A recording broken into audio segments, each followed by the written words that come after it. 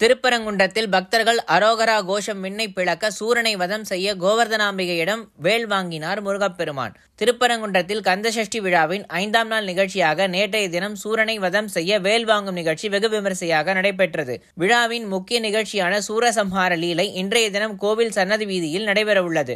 தமிழ் கடவுள் முருகப்பெருமானின் அறுபடை வீடுகளில் முதல் படை வீடான திருப்பரங்குன்றம் அருள்மிகு சுப்பிரமணிய சுவாமி திருக்கோவிலில் கந்தசஷ்டி திருவிழா கடந்த 22ஆம் தேதி காப்பு கட்டுதலுடன் துவங்கியது. விமரிசையாக நடைபெற்று வருகின்ற இந்த கந்தசஷ்டி திருவிழாவை ஒட்டி ஆயிரக்கணக்கான பக்தர்கள் காப்பு கட்டி கடும் விரதம் இருந்து வருகின்றனர். இந்த திருவிழாவின் முக்கிய நிகழ்ச்சியாக சக்திவேல் வாங்குதல் நிகழ்ச்சி நேற்றைய தினம் கோவிலின் கம்பத்தடி மண்டபத்தில் நடைபெற்றது. இதனையொட்டி கோவிலுக்குள் கம்பத்தடி மண்டபத்தில் அமைக்கப்பட்ட ஆலய பணியாளர்கள் திருக்கண்ணில் சத்தியகிரீஸ்வரர் எழுந்தருளி பக்தர்களுக்கு அருள்பாலித்தார்.